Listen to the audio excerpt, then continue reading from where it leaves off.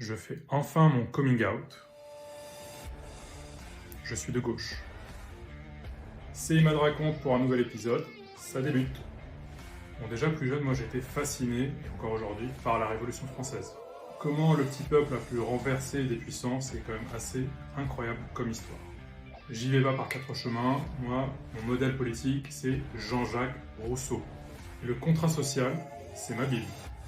Je suis façonné intellectuellement par ce qu'on appelle les philosophes des Lumières. Je crois fondamentalement au pouvoir de l'éducation, de l'instruction et surtout de l'utilisation de sa raison contre tout ce qu'on appelle les obscurantismes. Mais être de gauche, c'est surtout avoir de l'empathie pour toutes les personnes qui souffrent d'une injustice qu'on souhaite aider. Allons plus loin, il y aura toujours des oppresseurs et des opprimés. Être de gauche, c'est être du côté des opprimés. Ce que j'aime chez Rousseau, c'est cette croyance fondamentale dans le peuple souverain, c'est-à-dire qu'il est en capacité de voter pour lui-même les lois. C'est pour cette raison que je suis un fervent partisan de la démocratie directe, c'est-à-dire le gouvernement du peuple, par le peuple, pour le peuple.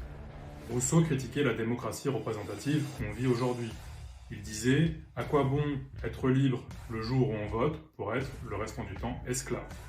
Mais Imad, les gens ils savent pas voter, voyons. Des balivernes. On peut juste réfléchir à ce qui s'est passé lors du référendum de 2005 sur la Constitution européenne. Les gens ont réfléchi pendant des mois et des mois, ont lu plusieurs textes de loi, ont eu des longs débats populaires, ce qui a permis justement le vote en 2005. Mais c'est impossible de faire voter tout le monde, voyons. Bon, l'argument qu'on ne peut pas faire voter aujourd'hui tout le monde à l'ère d'Internet est vraiment l'argument le plus absurde que j'ai jamais entendu. Entre parenthèses, ces deux arguments, ce sont les arguments de ceux qui détiennent le pouvoir.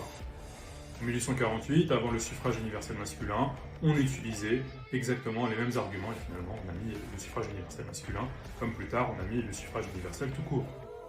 Bon, si ton petit cœur bat et que tu vois quelqu'un qui subit une injustice et qui le vit très mal, tu as juste envie de l'aider, c'est que tu es certainement de gauche. En vrai, comme la majorité de la population, malgré le fait qu'ils disent « ouais, on est de droite ». Vivent les citoyennes et les citoyens libres, éclairés et éduqués qui votent pour eux-mêmes les lois de la démocratie. Bon, t'as compris, hein? Tout est dans tout et réciproquement, donc abonne-toi.